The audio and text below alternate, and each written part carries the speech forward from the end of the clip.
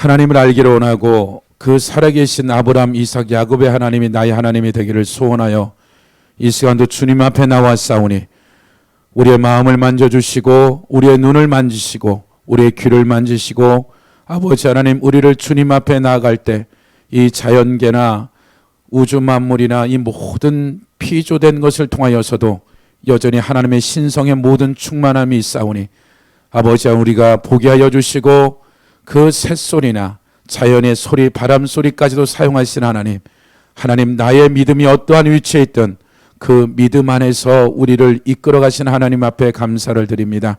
우리의 한 주의 삶을 주님 앞에 올려드립니다. 우리가 어찌할 바를 모르는 상황, 문제, 넘어지고 쓰러진 그 모든 것들까지도 아쉬움에 주님 앞에 긍휼을 구하고 주 예수 그리스도의 보혈로 말미암아 주님의 보좌 앞에 나아갑니다. 아버지 하나님, 우리의 눈을 여시고 우리의 귀를 듣게 하시고 우리의 마음이 깨달아서 주의 성령이 세미한 음성을 들을 수 있는 시간 될 수 있도록 아버지 하나님, 이 시간도 각양 천사를 파송하시고 아버지 도울 자를 도와 주시옵소서. 아버지, 각자의 삶에 어렵고 힘든 여러 가지 상황, 문제들 인내할 수 있는 은혜를 더하게 하여 주셔서 하나님, 뛰어넘을 수 있는 그러한 여정이 될 수 있도록 아버지 하나님 도와주옵소서. 사정형편 나오지 못하는 사랑하는 주의 백성들이 있습니다. 아버지 하나님, 그들 마음을 만져주시고 위로하여 주시고 아버지, 그들의 연약을 붙잡아 주시옵소서. 아버지 하나님, 또한 이 시간까지 안양중앙 침례교회를 아버지 공급하시고 채우시고 아버지 이것까지 인도하신 하나님, 남은 아버지 여정도 주께서 이끌어 주셔서 이 세대에 하나님이 원하시고 기뻐하시는 그런 하나님의 교회가 될 수 있도록 아버지 하나님 역사하여 주시옵소서. 주의 종이 또 하나님 말씀을 선포하고 가르치는 자리에 섰습니다. 주님 도와주시고 주의 성령으로 이끌어 주셔서 전하는 자 받는 자 주의 은혜 가운데 있게 하여 주옵소서. 감사드리며 예수님의 이름으로 축복하며 기도드렸습니다. 아멘. 마태복음 2장입니다.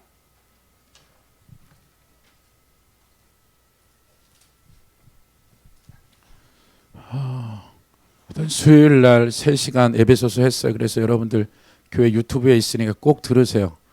제가 줄 수 없는 영역들이고 한 17년 어찌됐든 이스라엘에서 4, 5년 있고 또 아마 그리스에서 아마 그 박사를 받은 것 같아요. 언어학 박사인데 헬라어도 공부하시고 그래서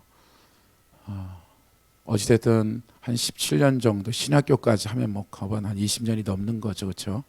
그래서 하나님이 아마 그렇게 준비하셔서 이제 이렇게 수면으로 올리시는 것 같아요. 그래서 아마 에베소서가 3시간 했는데 1장 반이나 나간다 그러 같아요. 2장도 못 나가고. 그래서 그냥 또 다음 달에 6월 넷째 주 수요일 날 동일하게 또 3시간 하고 제가 그랬어요. 그냥 천천히 하시라고 그냥. 그래서 이제 당분간 이제 왜냐면 부산이나 이제 충주나 다른 공부한 분들도 대전도 제가 이제 한 달에 지금 이제 그 강의할 때는 안 내려가기로 했고 또 조금 더 되면 둘째 주도 또 이제 구약 쪽에 그렇게 또 히브리대나 이런 데 공부하신 분들 이렇게 해서서 그러니까 우리 교회만이 문제가 아니라 제가 같이 공부하고 있는 목회자들이 많아서 제가 줄 수 있는 게 극히 적은 것들이니까 그런 분들이 그들이 또 불러서 같이 공유할 수 있으면 참 좋은 것 같아요. 그래서 제가 그 카톡에 나는 1000명 정도 되는 어떤 그 관계되는 사람들한테 다 보냈어요. 그래서 아마 모니터도 해보니까 다 주가 목회자들이죠. 그래서 어찌됐든 다 실시간 방송 들은 사람도 있고 이후에 또 들은 사람도 있는데 모니터를 해보니까 이제 아마 수요일날 오신 분은 한 20명 정도 되고 그래서 어찌됐든지 간에 좋은 결과 같아요. 그래서 아마 그분도 교수직 넉넉히 그냥 살 수 있는데 교수직 내려놓고 그냥 자기 사명에 번역하는 거기 때문에 번역하겠다라고 자기 인생을 걸어버린 거기 때문에 어찌됐든지 간에 여러분들이 제가 줄 수 없는 영역들이에요. 그 부분은 그분이 가지고 있는 독특한 은혜가 있기 때문에 아마 수요일 날 아마 그 한 달에 한 번이나 두 번 그렇게 계속해서 주로 책별로 그렇게 해서 그냥 이렇게 설교가 아니라 본문 어떤 그 원문에 가까운 해석적으로 그런 분들을 이렇게 모셔가지고 계속 하다 보면 아마도 교회도 그렇고 또 어찌 됐든지 간에 하나님이 저랑 같이 공부했던 그 수많은 사람들이 같이 이런 은혜를 나눌 수 있어서 좋은 것 같아요. 그래서 여러분들이 좋은 기회니까 어찌 됐든지 여러분 20년 뭐 10원씩 대가 지불 안 하고 들으시는 결과물이니까 여러분들이 한 번 듣는 것보다 두세 번 듣는 것이 훨씬 유익해요.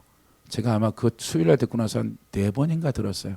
1강, 2강, 3강을 4번 들었는데 들을 때마다 제가 안 보였던 부분들도 보이게 되어지고, 그래서 제가 감사한 건 그런 것 같아요. 어찌 됐든지 간에 저보다 훨씬 뛰어난 사람들을 만나는 건 좋은 것 같아요. 그래서 기도가 되어졌던, 영적인 새가 되어졌던 그런 사람들이 있는 것은 참 좋은 것 같아요. 그런 사람을 만나는 것도 복이고요. 그래서 저는 제가 줄 수 있는 부분들이 있고 또 안 되는 부분들은 그렇게 해서 어차피 유튜브가 있으니까 또 시간 되는 분들은 오고 안 되는 분은 그냥 그 녹화된 것들이니까 아마 이렇게 들으면 좋을 것 같아요. 그래서 꼭 여러분들이 들으시면 아마 전혀 다른 어떠한 그 깊이와 넓이가 있으니까 은혜가 되실 것 같아요. 그리고 영적인 체험도 하셨고 그냥 학자만이 아니라 실제적으로 그가 어려울 때 또 천국도 갔다 와 보시고 공부하면서 그래서 좋은 경험일 거니까 꼭 여러분들이 그냥 설거지하면서 밥하면서 듣지 마시고 딱 시간 떼서 이렇게 들으세요. 우리가 2장 봐요. 마태복음 2장 13절부터 보겠습니다. 2장 13절로 18절까지 같이 합독합니다. 아니 23절까지 합독하죠. 시작. 그들이 떠난 후에 주의 사자가 요셉에게 형망하여 이르되 헤롯이 아기를 찾아 죽이랴. 일어나 아기와 그의 어머니를 데리고 애굽으로 피하여 내가 내게 이르기까지 거기 있으라 하시니 요셉이 일어나서 밤에 아기와 그 어머니를 데리고 애굽으로 떠나가 헤롯이 죽기까지 거기 있었으니 이는 주께서 애굽으로 내 아들을 불러냈담을 이루려 하심이라. 이에 헤롯이 박사들에게 속은 줄 알고 심히 노하여 사람을 보내어 베들레헴과 그 모든 지경 안에 있는 산의 아이를 박사들에게 자세히 본 그때를 기준 2살부터 그 아래로 다 죽이니 이에 선지자 예레미야를 통하여 말씀하심. 남아있어 슬퍼하며 크게 통곡하는 소리가 들리니 나일이 그 자식을 위하여 왜곡하는 것이라. 그가 자식이 없으므로 이루받기를 거절하였다함이 이루어졌느니라. 아멘.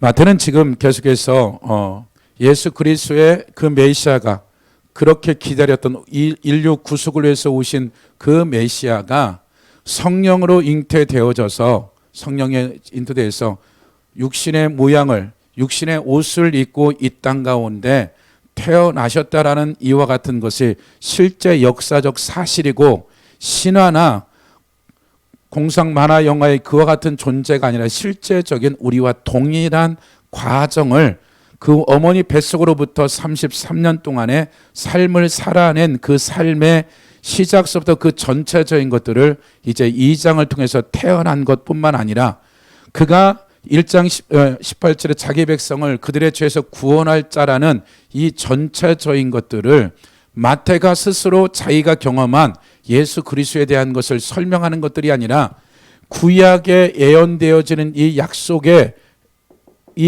말씀이 실제 이루어진 것을 가지고 이 마태는 미가서 5장 2절이나 또 호시아서 11장 1절이나 에레미야 31장이나 또 이사야 40장 3절에 나와 있는 나사렛이라는 이와 같은 네 구절의 그 성경에 기록되어진 말씀들이 실제 예수 그리스도에 대한 구체적인 예언적 메시지라고 이제 마태는 예수 그리스도의 탄생으로부터 그가 어떠한 일들을 행할 것인지에 대한 구체적인 것들을 구약 성경을 인용하면서 말씀하죠.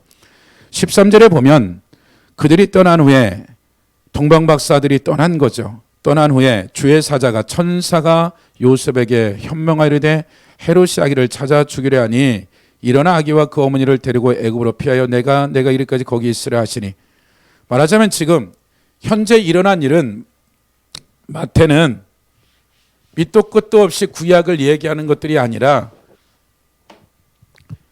지금 예수 그리스도와 이 요셉과 마리아가 헤롯이 죽이려는 것을 알고 박사들에게 헤롯에게 너희가 그 아이를 보거들랑 나한테 좀 알려달라고 좋은 의도인지 알았는데 헤롯은 죽이려고 그랬던 것들이죠. 그래서 동방박사들에게 천사들이 나타나서 다른 길로 가라 하고 또다시 아마도 어느 시간이 지났을 때 이들이 위험함을 알고 친히 하나님이 이들에게 천사를 보내서 도망가라라고 하는데, 도망할 게 꼭 애굽일 필요는 없는 거죠. 얼마든지 암몬으로 모압으로도 갈 수도 있고 블레셋으로 갈 수도 있고 아수르도 갈 수 있고 여러 지역으로 갈 수 있는데도 불구하고 지금 성경은 애굽으로 그냥 도망가라라고 정확한 지시를 했죠. 절대로 출애굽할 때 모세에게 뭐라고 얘기했냐면, 계속 선자들도 무슨 얘기를 하냐면 너희들이 애굽으로 절대 돌아가면 안 된다, 절대 가서 안 된다라고 계속해서 출애굽한 이스라엘 백성들에게 얘기를 하죠. 심지어는 12명의 정탐꾼이 돌아와서 10명이 야, 우리가 저렇게 신장도 장대하게 무기 시스템이나 견고한 성에 있는 저들하고 싸우는 것보다 그냥 모세나 아론 놔두고 지도자 따로 세워서 우리가 애굽으로 돌아가서 노예 생활하는 게 낫겠다. 하나님이 그걸 허락지 않고 20세 이상을 다 광야에서 죽여버리는 거죠. 그러니까 성경은 구약 안에서 출애굽한 이스라엘 백성들이 절대 애굽에 돌아가지 말라라고 얘기하죠. 아마 우리가 이 말라기로부터 이제 한 100년이 지나고서부터 이제 말라기가 완전히 타락해 버렸죠. 그리고 예수 그리스도가 430년 지나서 지금 이제 이 로마 시대에 예수 그리스도가 오게 되는 것들이죠. 근데 실제적으로 586년도에 바벨론 포로로 잡혀갈 때 많은 이들이 어디로 도망가냐면 애굽으로 가게 돼요. 출애굽한 지가 얼마나 지났는데 그 586년도에 이들이 바벨론에 그 전쟁이 일어났을 때 많은 이들이 이제 애굽으로 가서 실제적으로 느부갓네살 왕이 가서 죽인 자들도 있지만 살아남은 자들이 이 586년부터 해가지고 지금 BC 한 300년 전에 그 70여 년이라고는 히브리어 성경을 헬라어로 번역할 때 이때까지 거반 200년, 300년 가까이 그들에게 있어서 이 당시에 바벨론 포로로 끌려갈 때 이들이 애굽으로 살겠다고 한 이들이 거짐 다 노예가 돼요.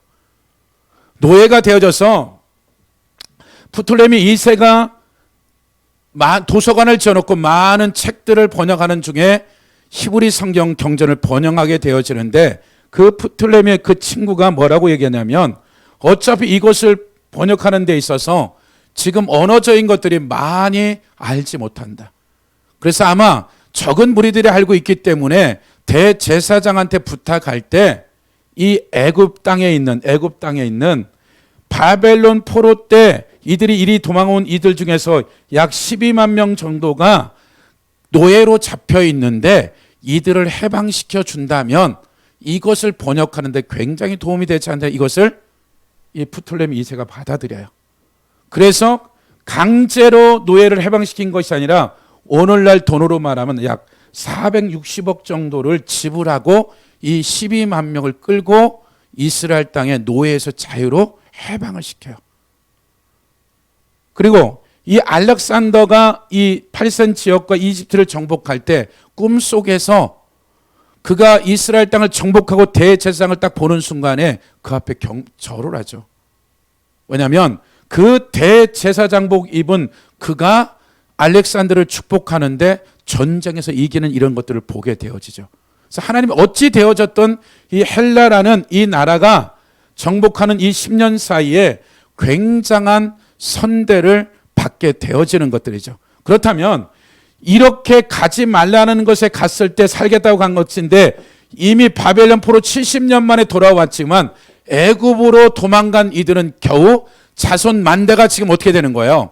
300년 가까이 노예로 살고 있었단 말이에요.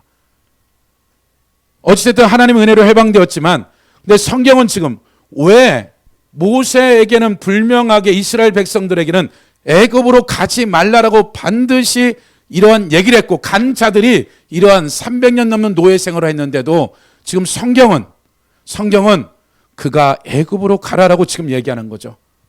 아마 이것을 말하는 천사도 이게 무슨 말인지 몰랐을 거예요. 근데 그대로 앞뒤 설명도 하지 아니하고 아마 요셉과 마리아가 성경을 알았을 거예요. 근데 천사가 이제 나와서 얘기하니까 갈 수밖에 없는 거죠. 그대로 순종하고 14절에 보면 요셉이 일어나서 밤에 아기와 그의 어머니를 데리고 애굽으로 떠나가 헤롯이 죽기까지 거기 있었으니 이는 주께서 선지자를 통하여 말씀하신 바 애굽으로부터 내 아들을 불러냈담을 이루려 함이라. 보통 이 말, 애굽에서 내 아들을 불러냈다는 이 말은 출애굽기 4장 22절에 모세에게 야 이제 네 백성 불러낼 거야, 이끌어내. 그러니까 출애굽기 4장 22절이나 모세가 어떠한 이스라엘 백성을 이끌어냈던 그런 구절을 인용하지 아니하고, 지금 마태가 성경을 잘 아는데도 불구하고 출애굽의 모세 애굽에서의 불러낸 이 실제적인 사건을 인용하지 아니하고 722년도에 멸망한 호세아서 11장 1절을 지금 마태는 의도적으로 인용한 거죠. 호세아서 11장으로 가보시면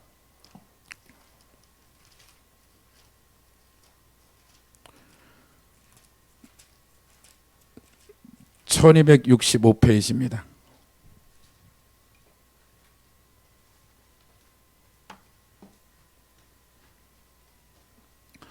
(11장 1절에) 보면 이스라엘이 어렸을 때 내가 사랑하여 내 아들 애굽에서 불러내었거늘. 그러니까 지금 남쪽에는 이사야, 북쪽에는 지금 호세아가 동일한 시대 안에서 선지자로서의 사역을 하고 있는 거죠.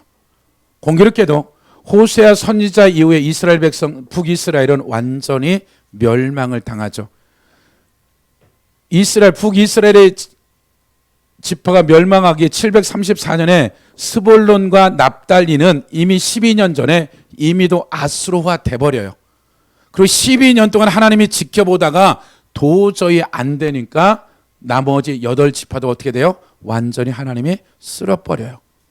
그러니까 지금 호세아가 얘기하고 있는 이 의미는 이스라엘이 어렸을 때, 언제? 모세와 같이 출애굽했을 때, 그때 얘기하는 거죠. 그때 내가 사랑하여 내 아들을 애굽에서 불러냈다. 내서 단순히 이 애굽에서 불러낸 것으로 끝난 것이 아니라 그들에게 매 순간순간들마다 개인과 가정과 그 전체 지파들마다 하나님이 그에게 긍휼과 은혜를 베풀었다는 얘기를 호세아가 해요. 2절 선지자들이 그들을 부를수록 그들은 점점 멀리하고 바알들에게 제사하며 아로 새긴 우상 앞에 분향하였느니라. 이미 호세아가 얘기할 때는 처음에 여로보암이 왕이 되어져서 에브라임 지파, 그들이 3대 절기 때문에 이 여로보암이 단과 베델에 무엇을요? 금송아지를 세워요. 이제는 지금 호세아가 이것을 얘기할 때는 아합의 아버지 오므리가 이미 바알의 모든 시스템들을 완전히 바알의 성전까지 갖다 세팅해놓고 이 금송아지뿐만 아니라 거기다 바알과 아스라도를 그 이세벨, 아합의 아내 이세벨, 그 이도발이라는 이세벨의 시돈의 그 바알의 제사장이었던 모든 시스템을 완전히 이 북이스라엘의 전 산당에 그냥 퍼뜨려 버린 거예요. 그러니까 지금 이와 같은 이런 일이 있기 전서부터 계속해서 하나님은 그들을 향해서 돌아오라라고 긍휼과 은혜를 베푸면서 때론 징계를 하면서 그들에게 얘기했지만 그들을 불렀다 얘기해요. 단순히 구원시켜 놓고 430년의 종살에서 끄집어낸 것으로만 끝낸 것이 아니라 그들이 올바로 하나님의 사람이 되기 위해서 끊임없이 선지자를 보내고 하나님의 사람들을 보냈지만 계속해서 그들이 하나님을 버리고 우상을 쫓아갔다. 3절 그러나 내가 에브라임의 걸음을 가르쳤고, 에브라임 12지파 중에 에브라임 지파 얘기하는 것이 아니라 솔로몬 이후에 남쪽을 유다라 그러고 북쪽을 에브라임이라 그래요. 그래서 에브라임 하면 이 나머지 이 안에 포함된 건 10지파를 이제 대표성을 띠는 거죠. 그러나 내가 에브라임에게 북이스라엘에게 걸음을 가르치고 내 팔로 안았음에도 내가 그들을 고치는 줄 그들은 알지 못하였도다. 내가 사랑의 줄로 그들을 이끌었고 그들에게 대하여 그 목에서 멍에를 벗기는 자같이 되었으며 그들 앞에 먹을 것을 두어노라.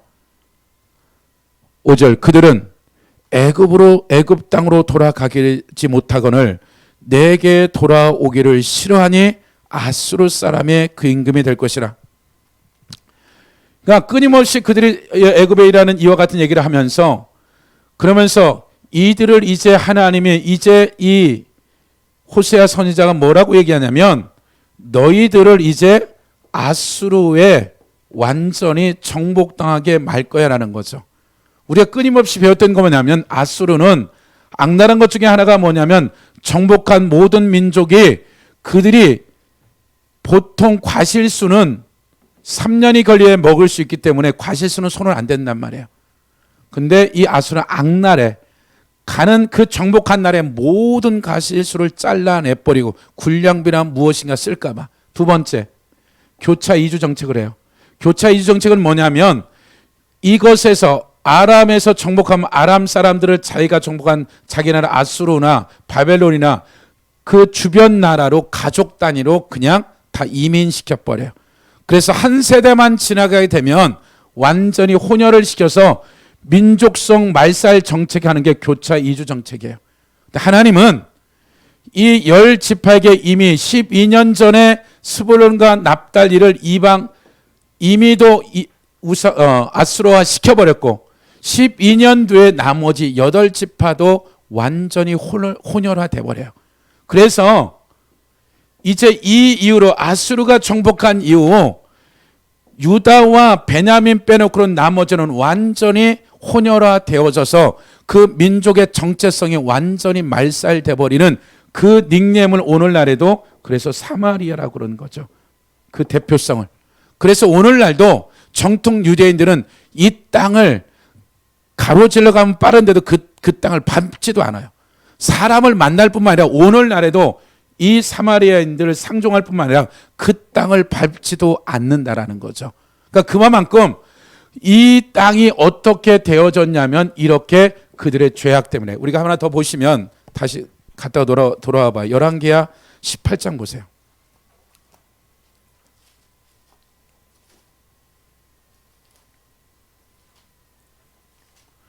18장 9절에 보면 히스기야 왕 제4년 18장 9절 열왕기하 히스기야 9절에 보면 히스기야 왕 제4년 이스라엘 왕 엘라의 들 호세아가 선지자가 호세아였을 때 북이스라엘 왕 이름도 호세아예요. 제7년에 아수르 왕 살만네살이 사마리아에 올라와서 애워쌌더라. 3년 후에 그 성읍이 함락되니 히스기야 왕 제6년이요 이스라엘 왕 호세아 제9년에 사마리아가 함락되매 아수르 왕이 이스라엘을 사로잡아 아수르 이르러 고산 강가에 있는 할랄과 하볼과 메대 사람의 여러 성읍에 두었으니 이렇게 곳곳에 그렇게 이주시켰다는 거죠. 12절 같이 읽어볼까요? 시작. 이는 그들이 하나님 여호와의 말씀을 듣지 아니하고 그 언약과 여호와의 종 모세가 명령한 모든 것을 따르지 아니하심이더라. 그들이 이렇게 멸망한 것을 성경은 뭐라고 기록하면 여호와의 말씀을 듣지 아니하고 그의 언약과 여호와의 종 모세가 명령한 모든 것을 따르지 아니했기 때문에 아수르라는 이방인을 붙여서 완전히 쓸어버렸다라고 지금 얘기하는 거죠. 다시 우리가 호세아서 11장으로 다시 가보시면 1265페이지죠. 그러면서 이제 멸망에 대한 얘기들을 계속 경고한 그대로 실제 이 북이스라엘이 멸망하게 되는 거죠. 8절 보시면 11장 호세아 칼이 그들의 성읍을 치며 빗장을 성문을 깨뜨려 없이 하리니 이는 그들의 계책으로 말미암이라. 내 백성이 끝끝내 내게서 물러가나니 비록 그들을 불러 위에 계신 이에게 돌아오라 할지라도 일어나는 자가 하나도 없도다. 에브라임이여 내가 어찌 너를 놓이겠냐. 그러니까 7절까지 계속 심판에 대한 얘기를 하다가 8장에 밑도 끝도 없는 얘기를 해요. 8절에 보면 에브라임이여 내가 어찌 너를 놓이겠느냐. 그러니까 하나님이 다 심판하겠다. 그리고 실제 심판이 일어나죠. 근데 또 이런 예언적인 소망적인 메시지를 하는데, 에브라임이요 내가 어찌 너를 놓이겠느냐, 이스라엘은 내가 어찌 너를 버리겠느냐. 버렸어요. 근데 버리지 않겠대. 내가 어찌 너를 아드마같이 놓겠느냐, 어찌 너를 스보임같이 두겠느냐. 내 마음의 내속에 돌이켜 나의 공율이 온전히 불붙듯 하도다. 그러니까 지금 뭐라고 얘기냐면, 에브라임을 지금 멸망시키겠다고 예언을 했는데 분명히 멸망도 당한 거죠. 근데 뭐라고 얘기하냐면, 내가 아드마같이 소인같이 두겠느냐, 안 두겠다는 얘기예요. 그럼 이 말은 무슨 얘기냐면, 신명기 29장으로 또 가보세요.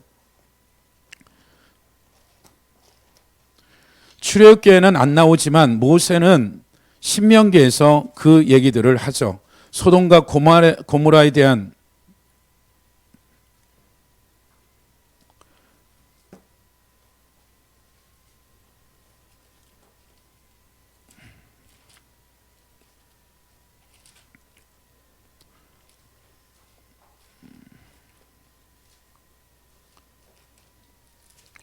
(29장에) 보시면 25절 보세요. 25절 보시면 25절 23절 아니 죄송해요. 아니 쭉 넘어가네. 29장 22절부터 볼까? 22절부터요. 너희 뒤에 일어나는 너희의 자손과 멀리서 오는 객이 그 땅의 재앙과 여호와께서 그 땅에 유행시키는 질병을 보며 그 온 땅에 유행되며 소금이 되며 또 불에 타서 심지도 못하며 결실함도 없으며 거기에는 아무 풀도 나지 아니함이 애적에 여호와께서 진노와 격분으로 멸하신 소돔과 고모라와 아드마와 스보임의 무너짐 같음을 보고 물을 것이요. 말하자면 소돔과 고모라 옆에 있는 조그만 성읍 중에 하나가 아드마고 스보임이죠.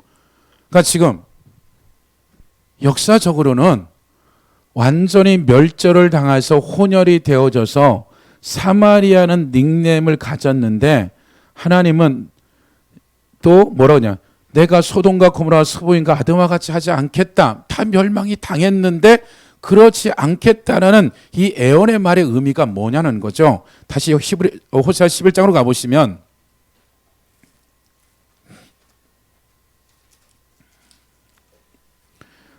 다시 8절 보세요. 에브라임이여 내가 어찌 너를 놓겠느냐, 이스라엘이여 내가 어찌 너를 버리겠느냐, 내가 어찌 너를 아드마같이 놓겠느냐, 어찌 너를 스보임같이 두겠느냐. 내 마음의 내속에 돌이켜 나의 궁율이 온전히 불붙듯 하도다. 내가 나의 맹렬한 진노를 나타내지 아니하며 내가 다시는 에브라임을 멸하지 아니하리니 이는 내 하나님이요 사람이 아님이라. 내 가운데 있는 거룩하니라. 진노함으로 내게 임하지 아니하리라. 그들은 사자처럼 소리를 내시는 여호와를 따를 것이라. 여호와께서 소리를 내시며 자손들이 서쪽에서부터 떨며 오되 그들은 애굽에서부터 새같이 아수르로부터 비둘같이 떨며 오리니 내가 그들을 그들의 집에 머물게 하리라. 나 여호와의 말이다. 만약에 이렇다면 남유다가 멸망당한 다음에 70년 뒤에 돌아와야 되는데 이 북이스라엘은 돌아온 게 하나도 없어요. 이대로 완전히 혼혈이 돼서 이방화 돼버려요. 그러나 유다는 분명하게 심판을 하지만 언젠가 너희들을 회복할 거다. 그 바벨론에서 돌아온 사람들의 주된 멤버는 다 유다예요. 이 10지파 사람들이 거짓없어요. 돌아온 자들의 주된 멤버들이 유다와 베냐민 사람이에요. 그 중에서도 90%가 유다인이에요. 유다 지파란 말이에요. 그러면 지금 성경에 나온 대로 이들이 돌아온 적이 없어요. 여기에 지금 호세아의 소망의 메시지를 돌아오겠다 했을 때 아수르 이후에 바벨론을 쓸려버리고 어떠한 분이 회복된 적이 그 이후에 지금까지 마태가 마태를 기록하는 이 시간도 전혀 회복된 게 아닌 거죠. 그럼 다시 마태복음으로 가보시면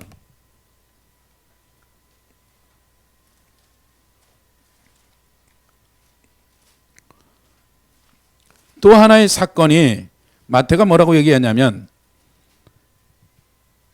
호세아서 11장 1절이 예수 그리스도가 아기 예수가 애굽에 내려갔다 올라온 것이 그 11장 1절이 이루어진 거야 라고 지금 얘기하고 있고, 두 번째 16절, 이에 헤롯이 박사들의 속은 줄 알고 심히 노하여 사람을 보내어 베들레헴과 그 모든 지경 안에 있는 산의 아이를 박사들에게 자세히 알아본 그때를 기준하여 2살부터 그 아내로 다 죽이니.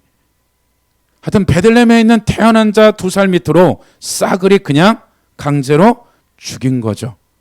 근데 이 사건이 그냥 일어난 일의 역사 가운데 그냥 사건 안에서 헤롯은 자기 권력 때문에 혹시나 유다 왕이 생길까봐 죽인 거예요, 그냥. 근데 지금 마태는 이 사건을 어디로 끌고 가냐면 17절, 이에 선지자 에레미야를 통하여 말씀하신 바 라마에서 슬퍼하게 크게 통곡하는 소리가 들리니 라헬이 그 자식을 위하여 애곡하는 것이라. 그가 자식이 없으므로 이로 받기를 거절했다며 이루어졌다. 지금 마태는 지금 예수님의 그 유다 땅에 왕이 온다는 이것 때문에 이 헤롯이 자기 권력과 이 모든 것들을 유지하기 위해서 애들을 죽인 것들이 에레미야가 이루어졌다고 얘기하는 거죠. 에레미야 31장으로 가보시면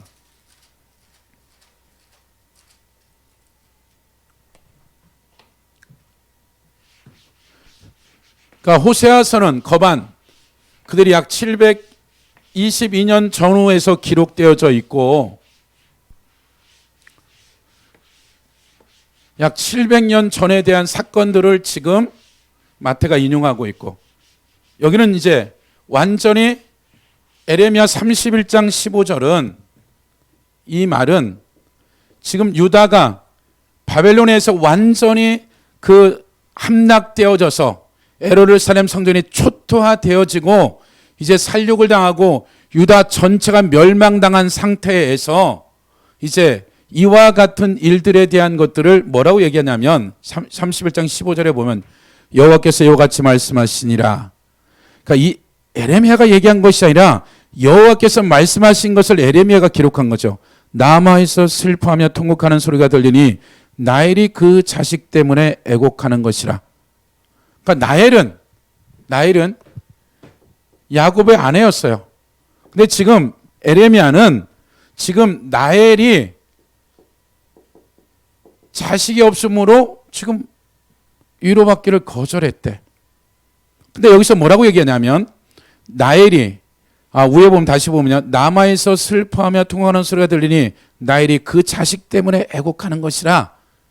이제 이 라마라는 이 지역은 바벨론 사람들이 살아있는 약 1만 명 정도의 그 엘리트층들을 싸그리 잡아다가 이 남아 지역에 모아놓고 이제 바벨론으로 이제 포로로 끌려가기 전에 그들을 모집해 놓은 그 많은 이들을 이곳에 모아놓고 이제 준비되어지면 가는 거예요. 말하자면 그들을 포로로 끌고 가고자 하는 직결지가 남아였단 말이에요.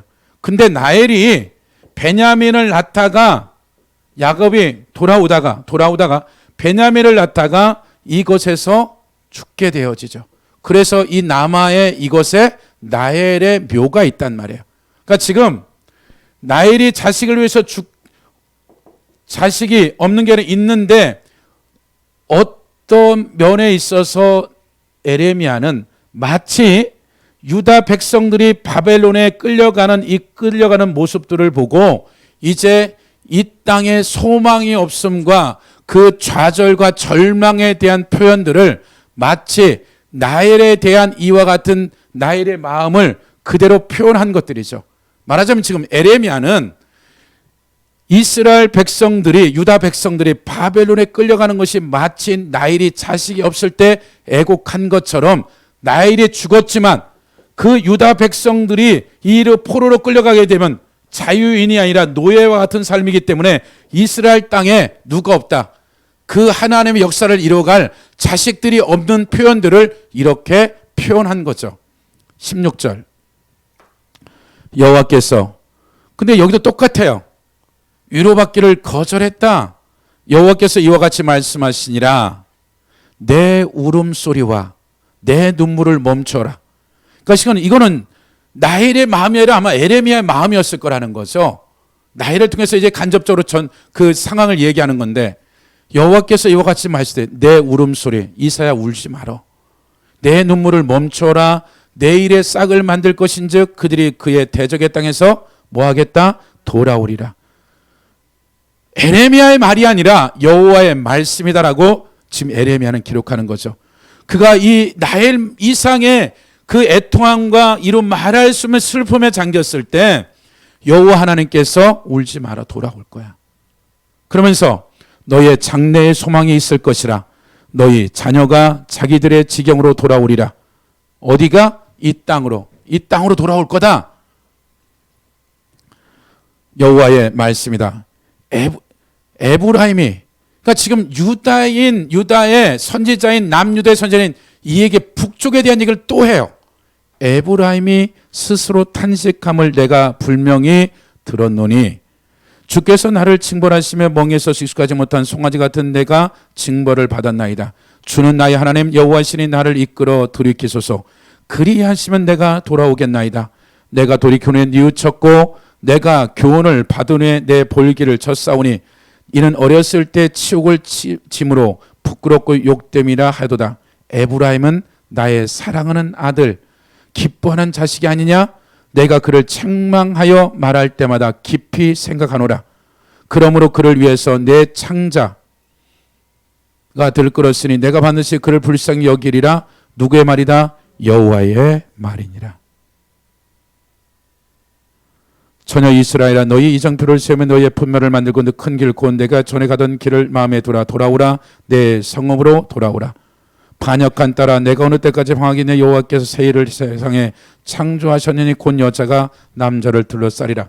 그러니까 지금 마태가 인용한 호세아서 11장 1절이나 에레미야 31장 15절 이후에 한 부분은 심판에 대한 불명한 메시지고 또 하나는 이들에 대한 회복에 대한 하나님의 소망적인 메시지를 가져가야 되는데, 에레미야의 이 말은 70년도에 포로로 돌아와서 이들이 스룹바벨 성전을 짓고 말랐기 때부터 430년이 지난 다음에 예수 그리스도가 이제 오시는 거죠.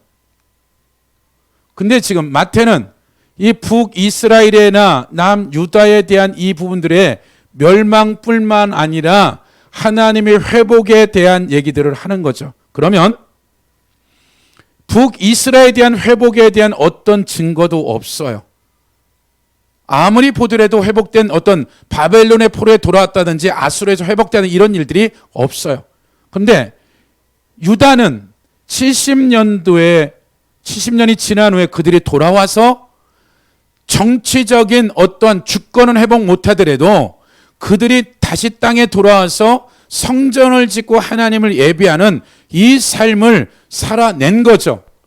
스룹바벨 성전을 지어서 그들이 말랐기 때 이러한 삶을 살게 되어지고 그 후에 430년이 지난 이 지금 예수 그리스도 때에 얘기하는 것은, 그러면 스룹바벨 성전을 짓고 바벨론에 돌아온 이들이 그럼 유다가 지금 예수 그리스도가 온 이 당시에 스룹바벨 성전을 헤롯이 유다 마음을 얻기 위해서 리모델링을 했죠. 엄청난 돈을 들여서 헤롯이 그들의 마음을 사기 위해서 스룹바벨 성전을 헤롯 성전을 이름하죠.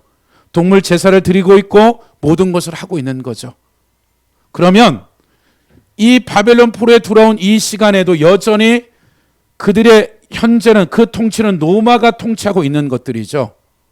그럼 지금 하나님이 원하시는 의도와 목적들은 단순히 민족적인 다윗과 솔로몬 정도가 원하는 것들이 아니라 너희가 회복 이후에 430년 동안의 말랐기 이후에 어떻게 되냐? 완전 암흑기. 선지자 한 명도 보내지 아니하고 완전히 암흑기였단 말이에요.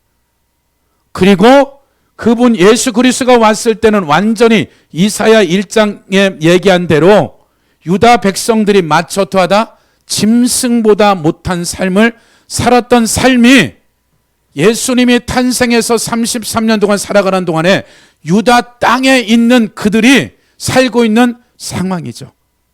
그러면 이들이 출애굽할 뿐이라 70년대에 바벨론에서 돌아와서 사는 삶이 현재 이사야의 1장에 나와 있는 유다 백성들이 소돔과 고모라보다 못할 정도의 삶을 살고 있는 것이 언제다? 예수님 당시의 상황들이다. 그럼 그들이 온전한 회복이 되었느냐? 아니다라는 거예요. 말하자면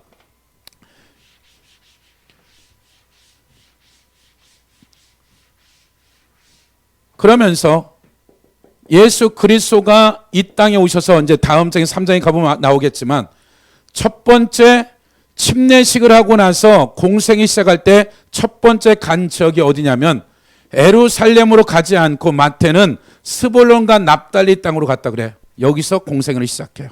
아주 의도적으로.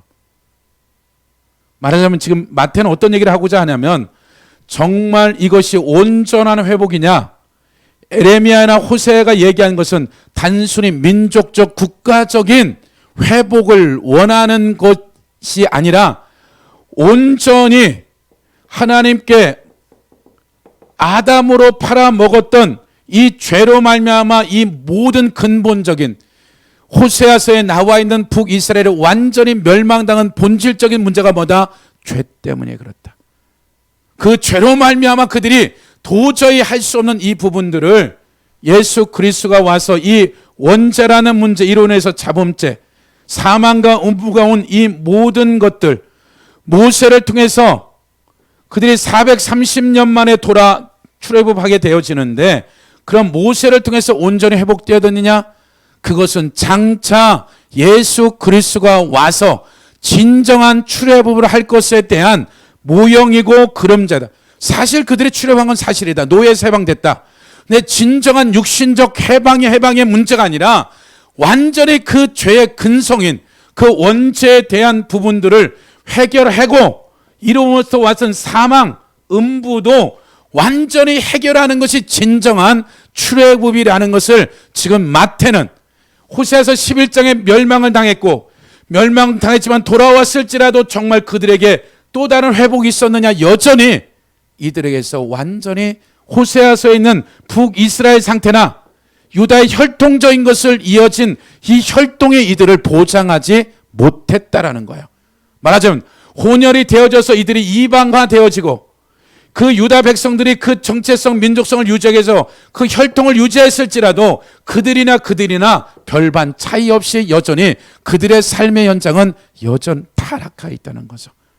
그래서 지금 마태는 어떤 얘기를 하고자 하냐면 예수 그리스도가 이제 아이로서의 단지 탄생으로 시작하여져서 그분이 이 이스라엘 백성이라는 유다나 북이스라엘에 대한 이 진정한 회복과 출애굽에 대한 온전한 출애굽이 아기 예수 그리스도가 이 땅에 와서 그 근본적인 문제, 그들에게 있어서 이 원죄라는 사망이라는 음부가 이 아기 예수가 와서 완전히 그 사역을 이룰 온전함까지에 대한 것들을 지금 마태는 이 마태복음에 있는 저자들을 향해서 외치는 거죠. 그래서 에레미야에 나와 있는 어린아이들이 참 죽는 것이 슬픔이지만 에레미야 네가 보기에는 유다 백성들이 포로로 끌려가는 것이 슬픈 일이지만 반드시 회복될 거야.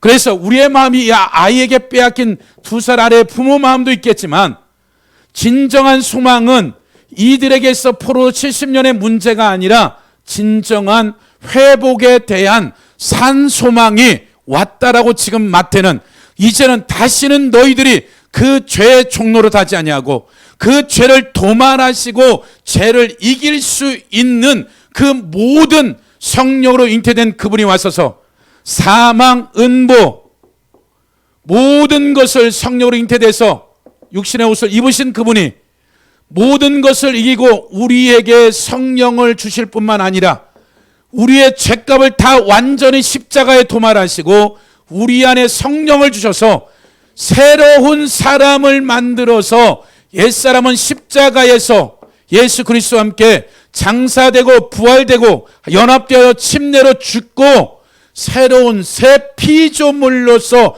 창조되어진 온전한 출애굽이 이루어졌다고 선포하는 거죠. 이것이 성경이 700년 전에 600년 전에 500년 전에 이루어진 이 사실들이 이제 그 말이 무슨 말인지 마태도 이제야 알게 되었다라는 거죠.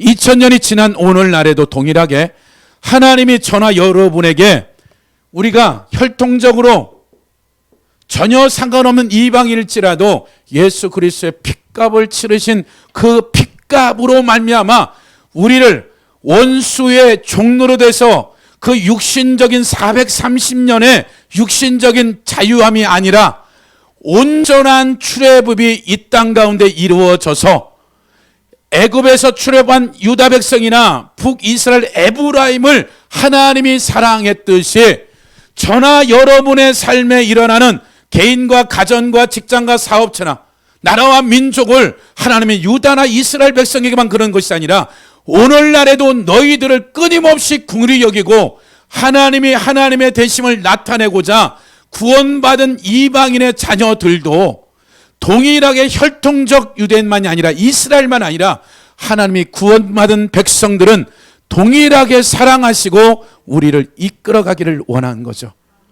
구약에 나와 있는 수많은 선지자들의 얘기는 우리들의 얘기인 거죠.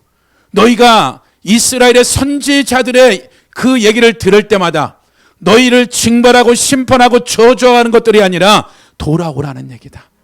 돌아오기만 하면 세상이 어떻게 되든 나라 전체가 멸망을 당해서 성전도 없고 제장도 없고 선지자 왕도 없을지라도 내가 다니엘을 쓴 거 아니냐? 내가 이 혈통적 유대인만 쓰겠느냐?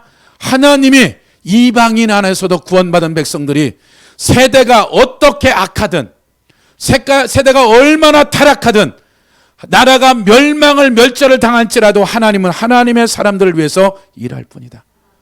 세상의 아수르 왕, 바벨론 왕, 페르시아 그 누가 왕들을 할지라도 다 내 손 안에서 내 주권 앞에서 그냥 도구로 쓸 뿐이야.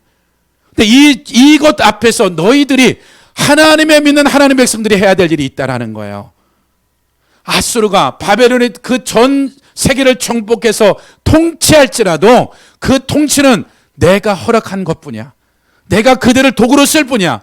그 진정으로 쓰는 사람은 다니엘이야. 스룹바벨이야. 우리가 우리의 삶에 있어서 보여지는 세상에 때문에 여러분들이 염려 걱정하는 것들이 아니라 하나님이 하나님의 사람으로서 살아가는 것을 걱정해야 되는 거죠. 예, 하나님은 그 나라의 왕이 되었던 기업체가 됐던 하나님의 나라를 위한 재료고 도구에 죄송한 얘기인데 하나님이 한 사람 한 교회를 위해서 세상은 하나님의 역사 가운데 쓰다가 소모품으로 버리는 거예요. 하나님의 역사를 위해. 그 소모품이 하나님께 돌아온다면 살 길이지만 돌아오지 않는다면 그것으로 이 땅에 120년 연한을 쓰고 용도 폐기인 거예요. 누구를 위해서? 하나님의 백성들을 위해서. 그렇다면 저나 여러분이 우리를 구속하신 하나님의 이 역사적인 일이 수천 년을 계획해서 우리가 이해하도록 우리의 언어로 설명해서 너희가 어떻게 살아야 될지를 2000년 전에 마태가 기록한 이 말씀은 사실이고 진리라는 거죠. 여러분이 여전히 에브라임처럼 살다가 멸절을 당하든지 유다처럼 거역을 해서 그렇게 살든지 아니면 우리가 언제든지 하나님 앞에 돌아와서 하나님의 역사를 때마다 시마다 우리의 삶의 현장에서 나는 내 가정을 구원하고 내가 어떠한 영역이 적든 크든지 간에 하나님이 어떤 부분은 적다 할 수 없는 거예요. 하나님이 그 일이라면. 그래서 여러분의 삶에 매일 매 순간순간들마다 이 영원한 것에 여러분의 삶에 마음을 두신다면 기록된 말씀들이 실제 살아있는 나의 얘기요, 나의 가정의 얘기요, 교회에 대한 얘기죠.